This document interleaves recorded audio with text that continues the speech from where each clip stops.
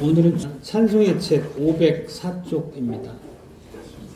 112문답입니다.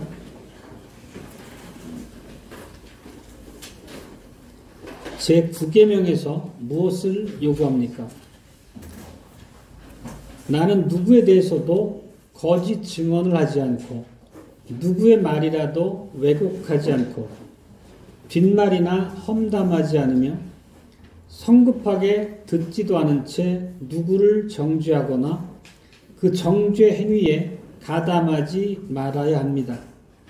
오히려 나는 하나님의 엄중한 진노의 형벌에 해당하는 모든 거짓과 속임수를 마귀에게 속한 일들로서 피해야 합니다. 법정에서와 그 외 어느 곳에서라도 나는 진리를 사랑하고 정직하게 진리를 말하고 고백하며 내가 할 수 있는 대로 내 이웃의 명예와 평판을 옹호하고 높여야 합니다. 주 예수 그리스도 안에서 사랑하는 형제자매 여러분, 오늘 이 주신 9계명을 상고할 때 우리는 무엇보다 먼저 그 로마서 3장에 있는 바울의 말씀을 깊이 있게 살펴볼 필요가 있습니다. 그 로마의 기독교인들에게 바울이 이 편지를 썼습니다. 그들은 이방인이었죠. 그런데 로마서 3장 10절에 보면 모든 사람이 죄 아래 있다라고 기록하고 있습니다. 여기에 대한 증거로 로마서 3장의 10절부터 18절에서 그 구약의 본문을 여러 구절을 인용합니다. 대부분 다 시편으로부터 인용인데 해당 구절들을 한번 살펴보겠습니다. 3장 10절로 12절을 보면 그 시편 14편을 인용하고 있습니다. 이 타락의 보편성에 대한 이제 고백인데 이렇게 됩니다. 내용을 이제 축약해서 보면 의인은 없나니 하나도 없으며 선을 행하는 자도 아무도 없느니라. 그리고 로마서 3장 13절은 시편 5장 9절의 인용입니다. 저희 목구멍은 열린 무덤이요 저희 혀로 속임을 베푸는도다. 그리고 또 13절인 세 번째 본문도 거의 9계명하고 흡사합니다. 이것은 시편 104편 3절의 인용인데 그 입술에는 독사의 독이 있다 이렇게 또 고백합니다. 그리고 14절은 시편 10편 7절을 인용하고 있는데 그 입에는 저주와 악독이 가득하고 결국 로마서 3장의 모든 그 말씀들의 내용들을 보면 결국 요지는 모든 사람이 유대인이든 헬라인이든 오늘 여기 앉아있는 우리 한국인이든 구별할 것 없이 그 입에 독사의 독을 가지고 있다는 얘기입니다. 우리가 9계명을 이제 상고하게 될 때에 이 말씀 앞에서 우선 자기 자신을 바라보아야 합니다. 결코 자기 자신에게 시선을 두지 않고 그것을 외면하고 남을 향해서는 되지 않는다는 뜻입니다. 우리 모두 입술에는 분명히 독사의 독이 있기 때문입니다. 그런데 하나님께서는 이처럼 우리처럼 독사의 독이 있는 사람들을 위해서 하나님의 아들이신 독생자를 보내주셨습니다. 그리고 우리들과 더불어서 은혜 언약을 세우시고 우리를 당신의 언약 백성, 친백성을 삼아주셨습니다. 우리들이 그렇게 독사의 독을 품는 혀를 가지고 있음에도 불구하고 그런 우리들에게 성령을 주시고 우리로 하여금 하나님의 사랑을 배우도록 인도하십니다. 다른 사람에 대해서 우리가 마땅히 어떠한 태도를 가져야 될지를 깨우쳐 주시고 그렇게 할 수 있는 능력을 성령 안에서 우리에게 주시고 있습니다. 그럼에도 불구하고 우리가 하나님의 언약 백성으로 주님의 말씀을 따라 살아가지만 아직 우리에게는 완벽하지 못한 삶의 많은 부패가 남아 있습니다. 그렇기 때문에 9계명은 오늘날 우리에게도 여전히 중요한 하나님의 계명으로 남아 있는 것이고 우리가 명심해야 될 하나님의 명령입니다. 첫 번째 주제는 거짓 증거하는 일상생활의 배경에 대해서입니다. 이 9계명을 보면 좀 독특한 표현법을 가지고 있습니다. 독특하다는 의미가 뭐냐면 6계명을 보면 매우 간단하고 직설적입니다. 무슨 뜻이냐면 살인하지 말지니라 이렇게 계명을 직설적으로 선언하고 계십니다. 또 7계명과 8계명을 보더라도 간음하지 말지니라, 도적질하지 말지니라 라고 우리 표현이 되어 있습니다. 그런데 9계명은 어법이 좀 다릅니다. 거짓말하지 말지니라 이렇게 하지 않고 9계명은 우리가 잘 기억하고 계신 것처럼 거짓 증거하지 말지니라 라고 묘사되어 있습니다. 이게 무슨 뜻이냐면 이 증거란 말 자체는 법정을 배경으로 한 단어입니다. 그 의미 자체가 결국 오늘날뿐만 아니라 당대 이스라엘에서도 마찬가지로 범죄로 인해서 고소당한 사람, 누구의 죄를 고소한 사람은 법정, 재판장 앞에서 심판을 받아야 됐습니다. 그런 상황을 염두에 둔 표현이라고 우리가 이해할 수 있겠습니다. 그렇지만 오늘날과 달리 이 당시 이스라엘의 재판의 환경을 고려해보면 유무죄를 판단하기 위해서 오늘처럼 지문을 제출해서 범인을 식별한다거나 DNA 검사를 통해서 범인을 특정한다거나 이런 게 불가능합니다. 재판관이 사용할 수 있는 유일한 근거는 증인의 증언밖에 없는 그런 상황입니다. 그러니까 그런 증언을 토대로 해서 피고소인에 대해서 유죄, 무죄를 판별해야 됩니다. 근데 그 증언이 만약에 유죄를 향하고 있다면 죄질에 따라서 그 증언을 근거로 사형을 언도받을 수 있는 정도까지가 되는 거죠. 결국 너무나 많은 일들이 오로지 증인의 증언에 좌우된다는 뜻입니다. 피고소인의 생명도 그렇고 그 사람의 평판, 그 사람의 자유, 또 그 사람에게 딸린 모든 가족의 모든 일까지도 그 증언자의 증언에 전적으로 좌우되는 그런 상황이었다는 것입니다. 그런데 그 증인이 어떤 사람입니까? 우리가 방금 전에 로마서 3장의 몇 구절 살펴봤던 것처럼 그 증인도 여느 사람과 마찬가지로 독사의 독을 품고 있는 사람이고 목구멍이 열린 무덤과 같은 사람입니다. 똑같은 죄와 부패에 떨어져 있는 그런 사람의 뜻입니다. 그렇다면 심할 경우 아주 그럴듯한 말로 거짓 증거를 통해서 피고소인에게 중형을 선고받게 할 수도 있습니다. 아니면 더 큰 사형을 언도받는 그런 중형까지 내릴 수 있도록 교묘하게 꾸밀 수 있겠죠. 성경에 등장하는 이 거짓 증언의 가장 대표적인 기사가 있습니다. 아합이 왕이죠. 나봇이란 사람의 포도원을 갖기를 원했습니다. 근데 마땅한 방법을 찾지 못해서 시름시름 할 때 그의 아내 이세벨이 그에게 조언을 하죠. 그래서 아합이 나봇에게 송사를 제기합니다. 그래서 거짓 증인들을 동원해서 결국 나봇을 죽음으로 몰아가고 그 포도원을 빼앗았습니다. 그럴 정도로 거짓 증언에 따른 위험성을 우리에게 대별해 보여주는 매우 선명한 기사죠.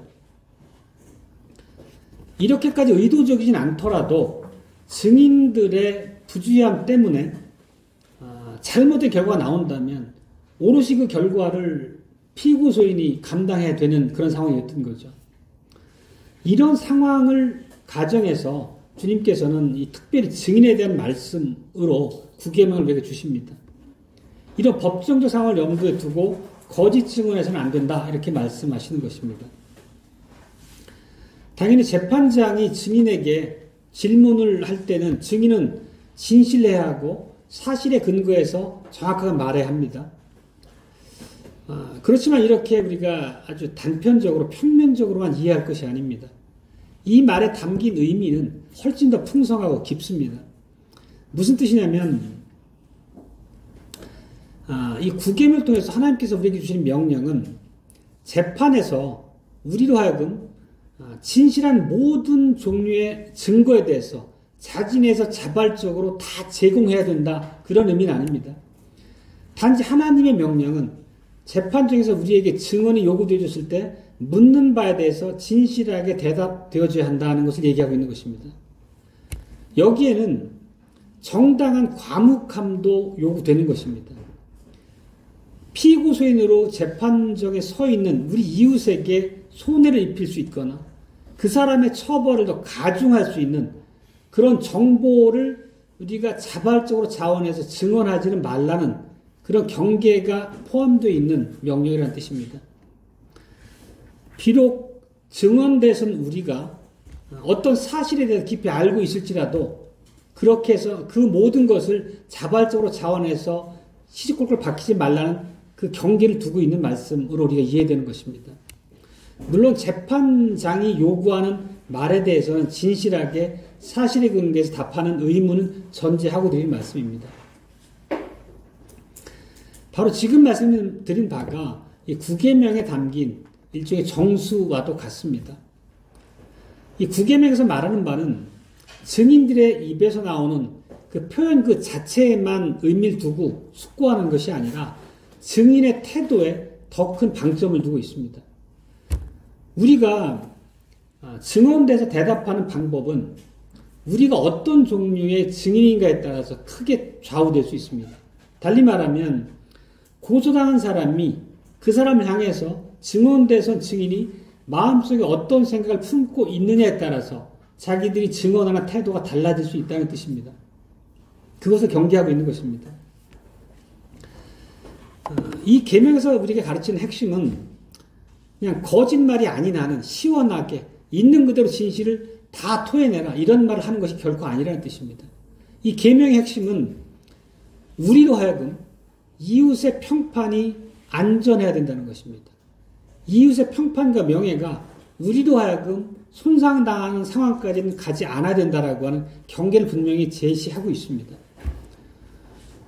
만약에 재판장이 우리에게 증언을 요청한다면 우리가 단순히 거짓을 말하면 안 되고 사실에 입각한 진실만을 말해야 된다라고 하는 것은 반복 당연한 것입니다. 뿐만 아니라 우리에게 증언자로서 요구되는 태도는 그 피고소인으로 세워진 이웃에 대해서 깊이 배려하는 태도로서 증언해야 된다라고 하는 전제가 항상 있어야 되는 것입니다. 그에 대한 관심, 그에 대한 사랑을 전제하고 증언에 선다는 뜻입니다. 바로 이것이 구계명에 담긴 요지의 하나입니다. 이것을 오늘 이제 고백에서는 어떻게 묘사하고 있냐면, 진술하냐면, 법정에서와 그 외 어느 곳에서라도 나는 진리를 사랑하고 정직하게 진리를 말하고 고백하며, 그 다음에 이어지는 말이 내가 할 수 있는 대로 내 이웃의 명예와 평판을 옹호하고 높여야 합니다. 이렇게 기술하고 있습니다. 그렇지만 우리가 고백한 바가 우리 삶을 통해 드러나야 되는 현장은 법정만이 당연히 아니겠죠. 우리는 법정에서보다 오히려 평소에 우리 주변 누군가와 주고받는 잡담 속에서 흔히 다른 사람에 대한 내 의견을 내비치고 드러낼 일이 훨씬 자주 있게 됩니다. 그런 순간까지도 구계명 확장되어야 된다는 뜻입니다. 내가 만약에 다른 사람에 대해서 어떤 얘기를 했을 때 나의 그 얘기를 들은 그 사람은 내 의도와 상관없이 내게로부터 들은 말을 가지고 들은 제3자 누군가에 대해서 나름대로 그 사람의 평판을 재단할 수밖에 없게 됩니다. 결코 가볍지 않은 상황이라는 뜻입니다. 내 말을 들은 그 사람이 하나님께 재판장으로 부름받은 사람은 아니지만 결과적으로 그 사람은 내가 얘기했던 누군가에 대한 재판장처럼 그 사람에 대한 평판을 자기 나름의 마음속에 새길 수밖에 없게 된다는 뜻입니다. 내가 부정적인 얘기를 했다면 결국 그 사람은 내가 부정적으로 묘사했던 그 누군가에 대해서 좋지 않은 선입견을 가지고 마음속에 그 사람에 대한 생각을 정리할 수밖에 없다는 뜻입니다. 내가 말한 것이 추후에 거짓도 있지 않은 것이고 액면 그대로 사실을 얘기했을지라도 나로 인해서 이웃의 평판이 훼손됐다면 그것은 우리가 구계명을 범한 것입니다. 그것이 구계명에서 우리에게 주는 교훈입니다.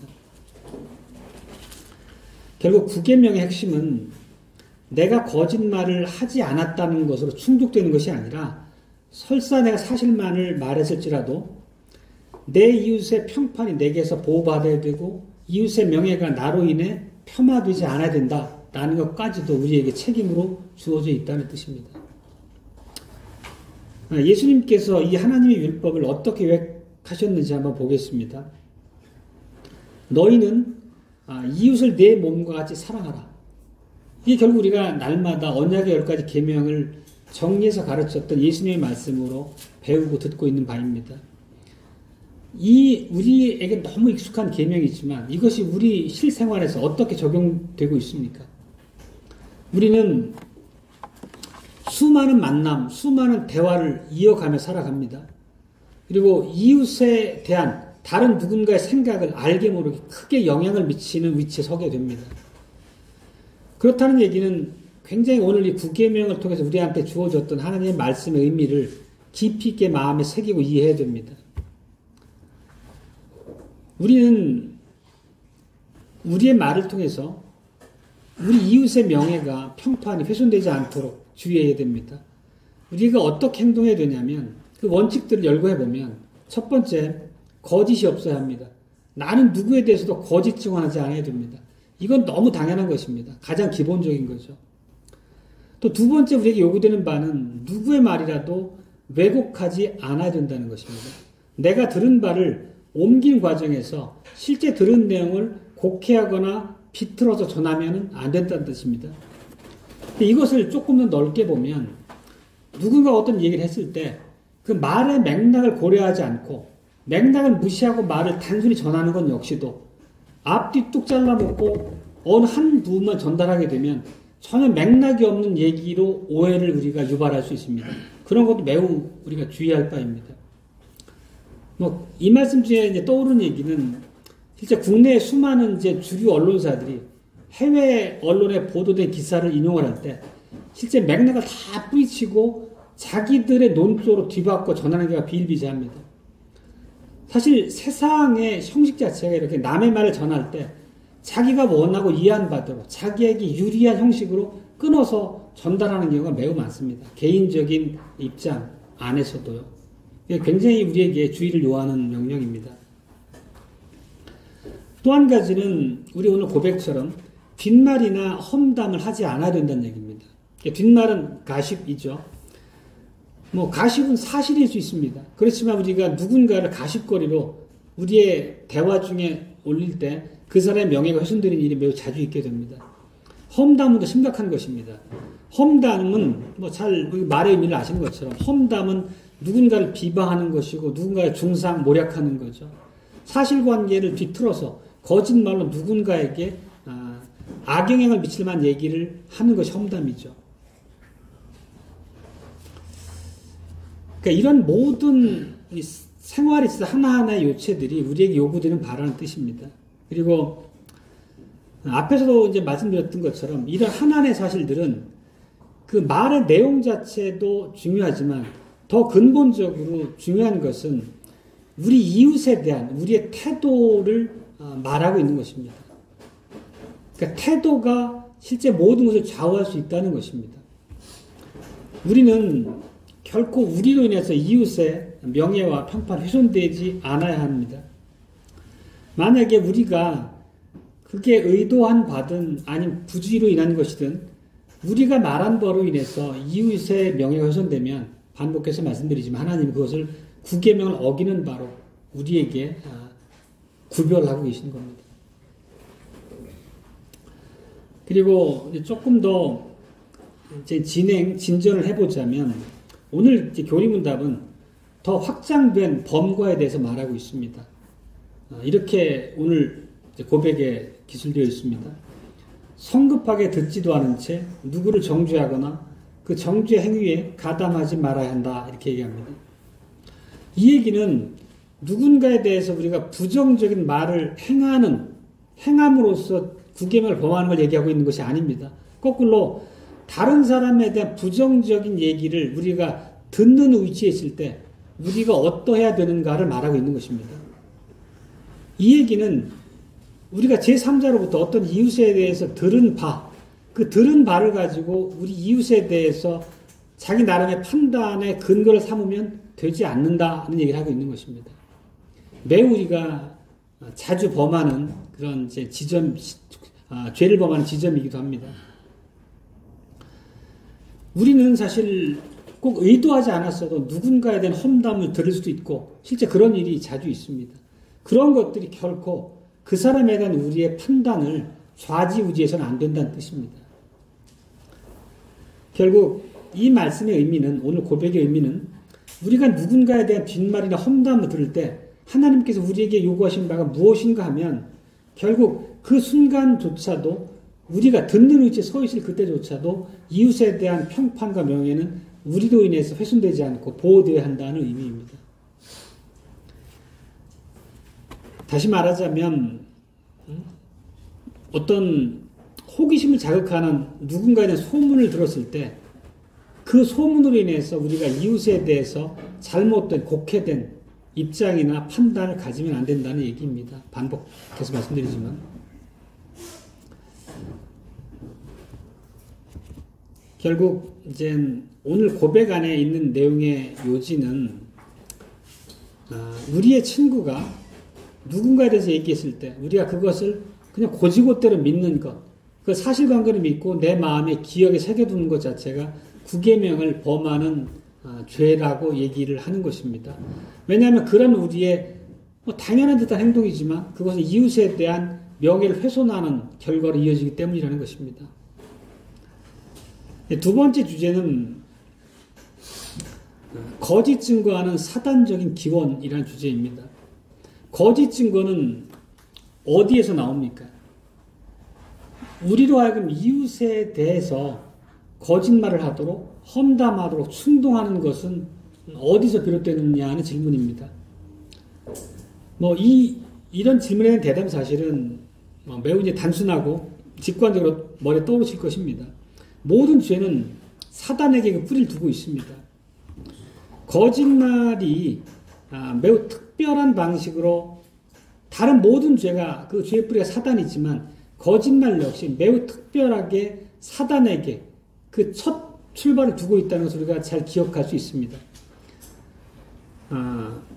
예수님께서 어느 날 유대인들과 대화하시던 중에 이렇게 말씀하셨습니다. 요한복음 8장 44절입니다. 너희는 너희 아비 마귀에게서 났으니 너희 아비의 욕심을 너희도 행하고자 하느니라. 저는 처음부터 살인한 자요 진리가 그 속에 없으므로 진리에 서지 못하고 거짓을 말할 때마다 제 것으로 말하나니 이는 저가 거짓말쟁이요 거짓의 아비가 되었음이니라.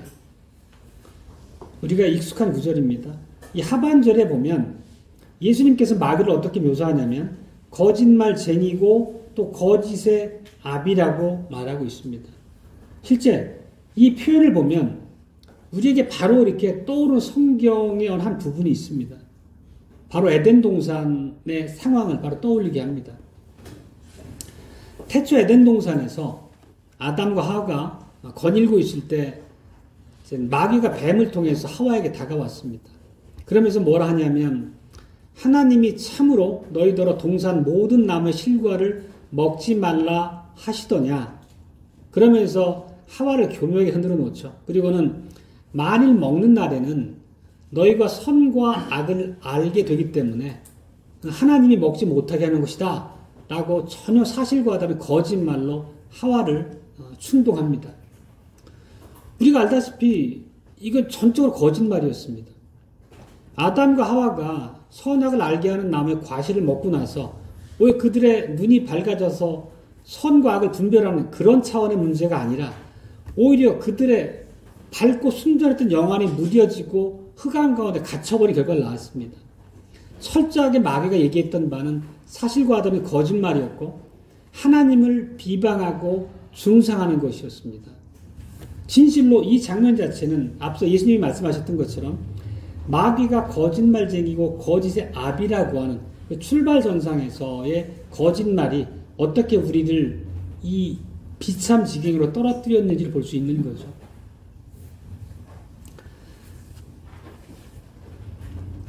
하와가 거짓말로 인해 타락했고 그 결과로 아담도 이어서 거짓말로 인해 타락했습니다.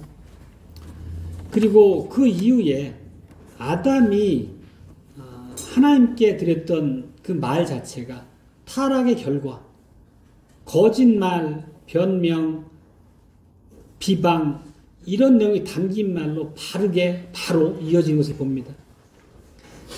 하나님께서 아담에게 나타나셨을 때 아담은 이렇게 얘기했습니다. 하나님이 주셔서 나와 함께 하게 하신 여자, 그가 그 나무의 실과를 내게 주므로 내가 먹었나이다. 이 말은 어디 하나 흠잡을 데 없을 만큼 사실관계로서는 다 참입니다. 실제 하나님께서 하와를 주셨고 또 하와가 뱀에게 속아가지고 아담으로 하여금 그 과실을 먹게 한 것 자체가 사실입니다. 그럼에도 불구하고 이 자체는 구계명을 근거해서 판단할 때 거짓말이라는 것입니다. 이 아담이 했던 말의 맥락을 보면 자신이 그 나무 실과를 먹은 것에 대한 책임을 전적으로 자기가 아닌 하나님께 돌리고 있는 것입니다. 하나님이 하와, 여자를 주지 않았으면 이런 일이 없었을 텐데 하는 것이고 자기가 받아먹었지만 모든 일의 책임을 하와에게 돌리고 있는 것입니다. 어떤 사랑과 하와에 대한 호의가 느껴질 수 없는 말이라는 뜻입니다. 철저하게 변명을 일관하는 거죠.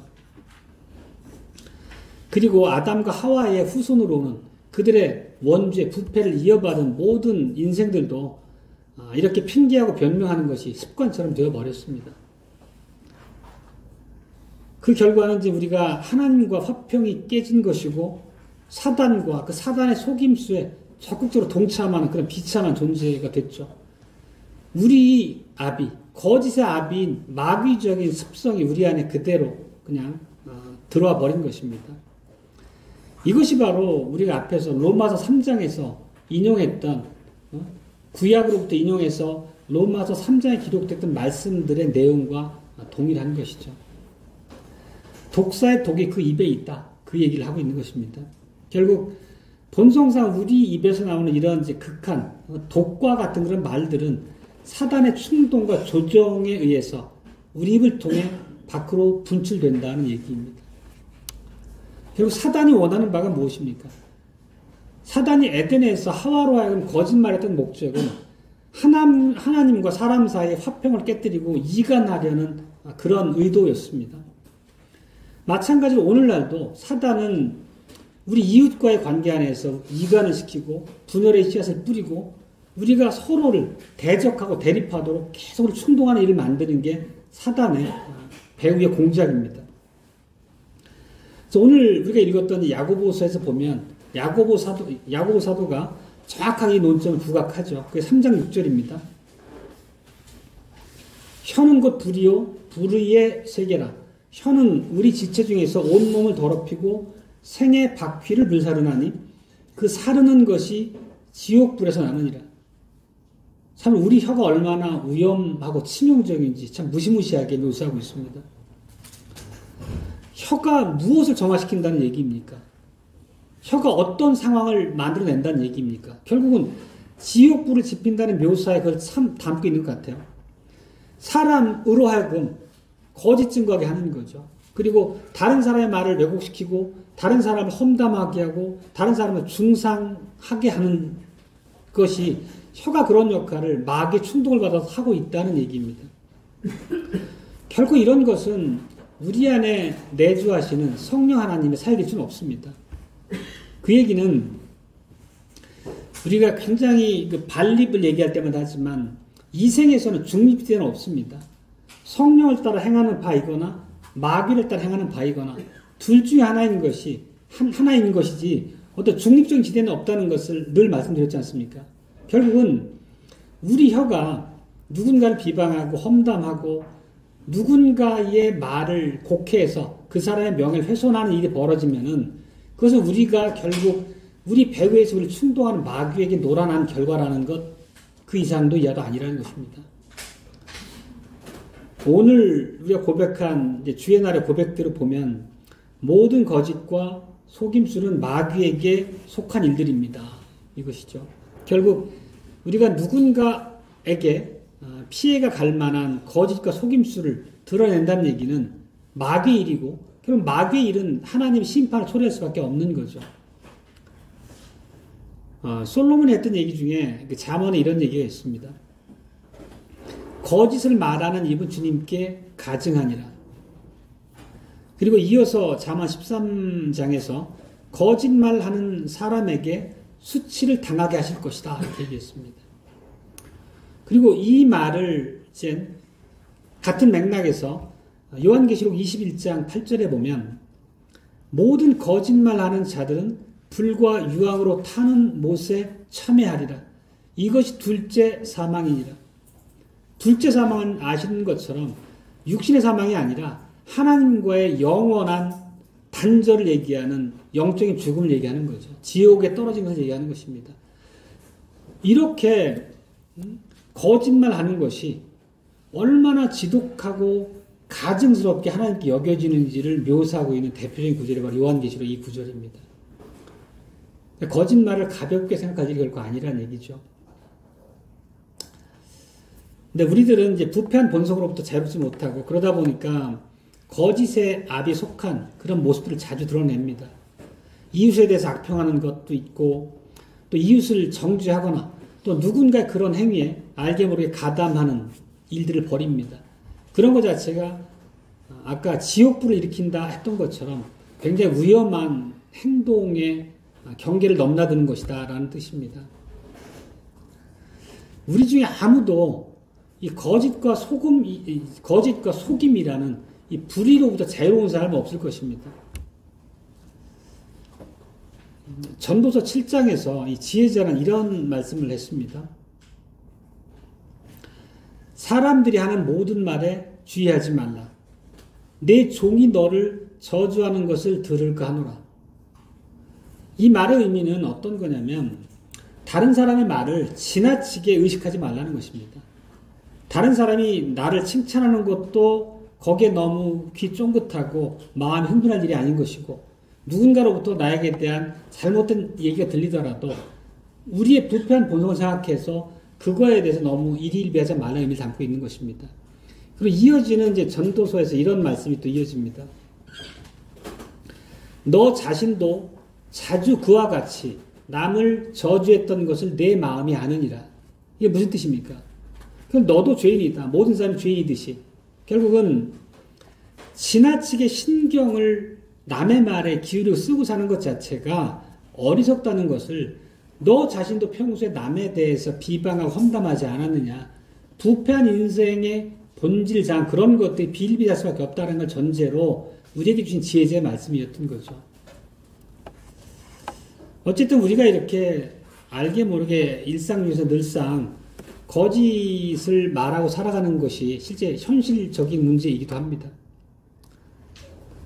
결국 우리가 누군가에 대해서 하나님께 책망받아 마땅한 말을 한다는 것은 우리가 누군가에 대해서 사랑하는 마음, 용납하는 마음 그런 것들을 갖지 않고 부정적인 마음의 발로가 마음에 있기 때문인 거죠.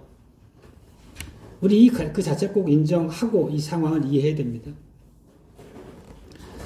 결국 우리 모두는 이 9계명을 범한 죄에 대해서 그리고 다른 사람을 고소하는 문제와 관련해서 매우 신중할 필요가 있다는 뜻입니다. 결국 가볍게 생각해서는 안 된다는 뜻입니다. 그리고 이 오늘 말씀에 이제 서두에서도 드렸던 말씀인데 9계명과 관련해서 거짓을 말하고 이웃과의 관계 안에서의 대립, 어떤 그런 서로 간의 갈등 이런 걸 얘기할 때 항상 자기 자신의 모습을 바라보는 것으로부터 먼저 시작해야 된다는 것을 우리가 명심해야 됩니다. 그렇지만 매우 다행스럽게도 우리가 항상 우리의 정체성, 하나님의 은혜 안에서 성령의 내주하심을 받아 하나님의 말씀으로 살아가는 그런 자리에 우리를 세워두신 하나님의 은혜가 항상 우리에게 끝까지 피할 길을 주시고 우리에게 참 위로가 됩니다. 이런 인간의 비참한 죄와 속임 가운데 떨어져서 살아가는 얘기들을 우리가 많이 했지만 그럼에도 불구하고 그것이 최종적인 결론이 아니라는 것입니다. 왜냐하면 하나님께서 이 지옥의 세력이 마귀가 우리와 우리 이웃의 사이를 갈라놓고 형제와의 갈등을 조장하는 그런 파괴적인 행위를 멈추도록 승리하셨다는 것이죠. 그리고 그 승리의 결과가 우리에게 주어졌다는 것이 우리에게 큰 위로가 됩니다. 그래서 이제 세 번째 주제가 바로 그것인데요. 거짓 증거를 이기신 주님의 승리라는 주제입니다. 우리가 이제 출애굽의 상황을 한번 되짚어 보면 애굽에서 종살이하던 민족을 건져내시고 시내산에서 그들과 은혜 언약을 체결하셨습니다. 그리고 그들을 당신의 친백성이라 불러주셨고 그들을 기쁘게 받아주셨습니다. 애굽에서의 종살이라고 하는 것은 결국 죄와 사단의 속박에 눌려있고 갇혀있는 그런 상징적인 표현을 늘 쓰기도 합니다. 결국 주님께서는 그들을 출애굽시키셨다는 것은 이런 죄와 사단의 속박에서 건져내셨다는 것이고 더 이상 마귀의 자녀로서 마귀의 도구가 되어서 좌지우지되는 그런 비참 지경에서 우리를 건져주셨다는 뜻입니다.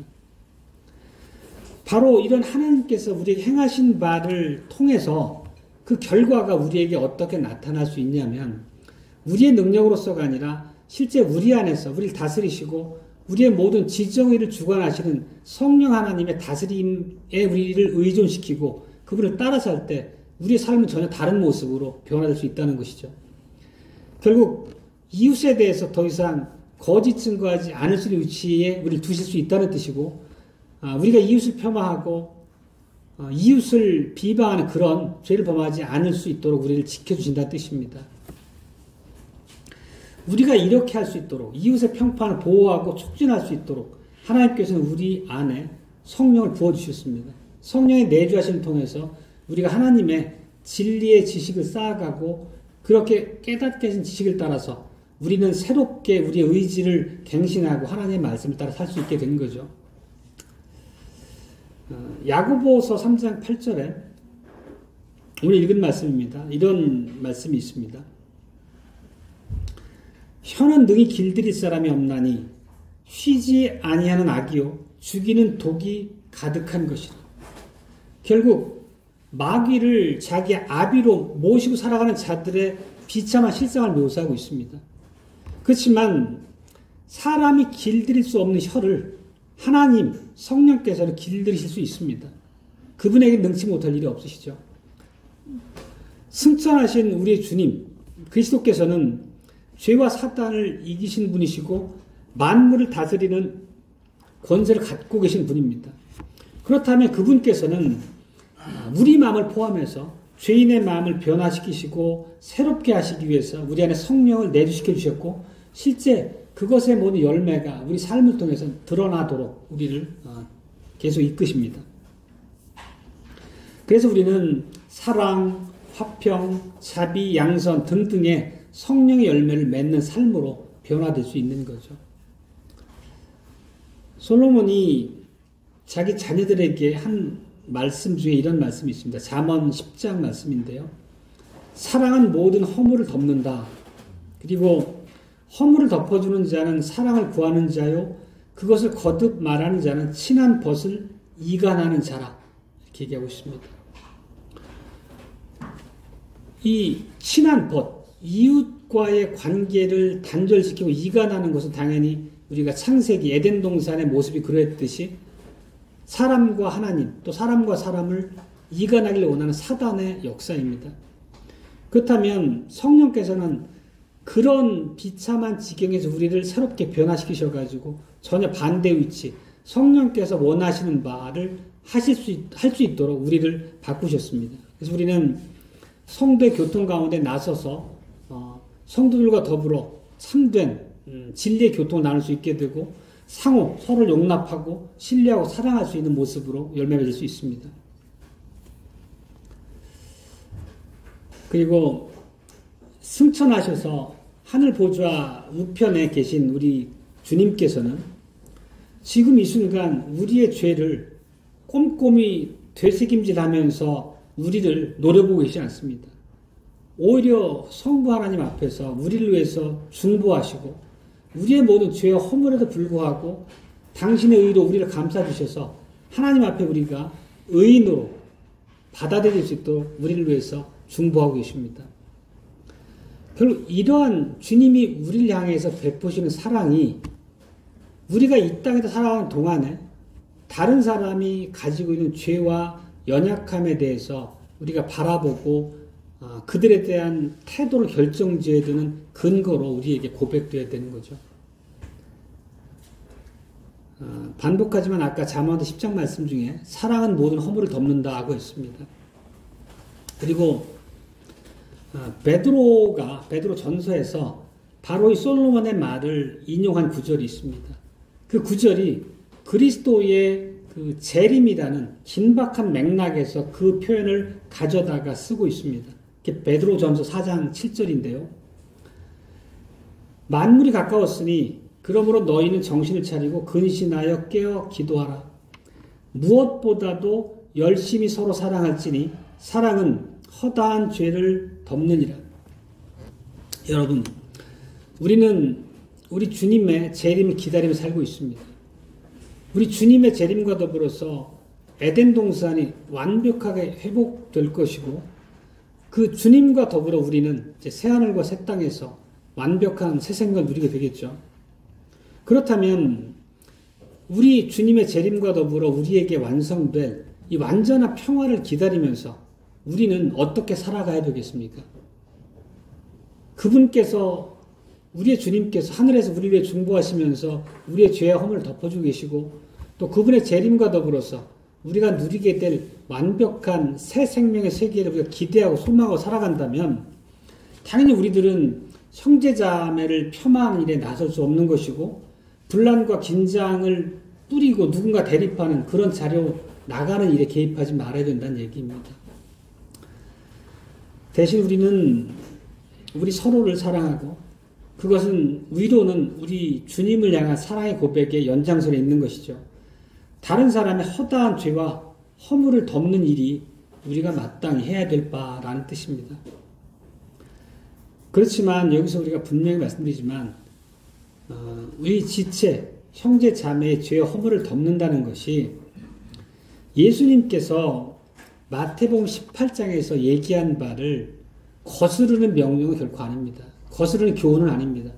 18장 15절에 어떤 말씀을 말씀드리는 거냐면 내 형제가 죄를 범하거든 가서 너와 그 사람과만 상대하여 권고하라 이렇게 얘기하고 있습니다. 이것은 권징의 맥락에서 인용되는 구절입니다. 결국 우리가 이웃의 죄 허물을 덮어주라는 얘기 자체가 이웃이 범하고 있는 하나님을 거스른 죄악을 그냥 눈 감아주라는 얘기가 아니라는 뜻입니다. 권징이라고 하는 것은 항상 동기가 사랑입니다. 누군가의 잘못을 징책하기 위한 제도로 마련된 게 권징이 아니고 스스로 말씀 앞에 바로 서기 위해서 자가 권징을 하듯이 상호 권징이라고 하는 것은 그 사람이 더욱 깊은 죄로 떨어져서 하나님과의 관계가 단절되지 않도록 믿음의 자리를 회복될 수 있도록 은밀하게 그 사람을 방문해서 잘못을 바로잡아주는 형제 자매 간의 교제를 통한 상호 권징의 사랑은 유효하다는 뜻입니다. 죄와 허물을 들춰내가지고 그 사람의 명예와 평판을 훼손하지 말라는 얘기 자체가 그 사람의 죄와 허물을 무조건 감춰두라는 뜻은 아니라는 것입니다. 그 말씀의 경계를 우리가 잘 이해해야 되겠죠. 그렇지만 우리가 다른 사람에게 이웃이 지은 죄를 말해야 하느냐 이 문제 앞에서 우리가 이 질문 앞에서 아까 두 말씀이 조화를 이루는 거죠. 마태복음 18장의 말씀의 그 맥락을 보면 누가 잘못을 얘기했을 때 먼저 가서 조용하게 그 형제나 자매에게 그 잘못을 얘기해주고 사랑으로 권고하라 했죠. 근데 그 형제나 자매가 그 완고함을 돌이키지 않을 때 두세 사람이 또 가서 전하는 말씀을 하죠. 그런 것처럼 여기저기 떠벌리고 알리라는 얘기가 아니고 은밀하게 그 사람의 명예와 평판을 보호하면서 사랑의 행위로서 그 사람에게 권고하는 뜻이잖아요. 결국 그것마저도 듣지 않고 완고하게 본인의 고집을 계속할 때 당회적 권징으로 이어지게 되는 거죠. 물론 당회도 권징이라고 하는 것을 사랑이라고 하는 전제에 의해서 하나님을 향한 화목의 회복이라고 하는 그런 사랑의 측면으로 늘 행하는 것이긴 하지만 그 과정 자체를 말씀드리는 것입니다. 이렇게 우리 이웃들과 또 우리가 함께 앉아있는 또 이 믿음의 형제 자매들과 또 우리가 동일한 믿음을 고백하는 멀리 있는 다른 교회 지체들과도 우리 장차 새 예루살렘에서 주님의 식탁에서 함께 앉아서 예수님과 더불어 우리 주님과 더불어 만찬을 나누게 되겠죠. 우리들이. 그렇다면 그런 상황을 우리가 소망하면서 이 땅에서 살아가는 동안에도 좌우에 있는 우리 형제들과의 관계를 어떻게 가져가야 될지가 명확합니다. 어떤 사실들을 우리가 말해야 될 때도 어떻게 말하고 어떤 시기에 말해야 될지 어떤 타이밍에 얘기해야 될지를 가르치는 그런 지혜 문헌들이 성경에도 많이 나와 있습니다. 바로 성령님을 통해서 기록되어지고 오늘 우리에게 교훈으로 주신 말씀들입니다. 그런 것들 하나하나를 우리가 깊이 있게 이해해야 되겠죠. 어떤 경우에도 마귀의 괴계가 우리가 말하고 우리 이웃을 대하는 우리 태도와 말에 배후에 있도록 우리가 사단에게 미혹되어서는 안 되겠습니다. 야고보서 말씀 한 구절 봅니다. 3장 17절입니다. 오직 위에서 난 지혜는 첫째 성결하고 다음에 화평하고 관용하고 양순하며 긍휼과 선한 열매가 가득하고 편벽과 거짓이 없느니라. 이게 지혜의 모습이죠. 거듭난 하나님의 백성이. 이러한 지혜를 우리 마음에 잘 배우고 새김으로 우리가 우리 형제 자매, 이웃들의 평판과 복리를 위해서 진심으로 관심을 가지고 살아가야 되겠습니다. 아멘.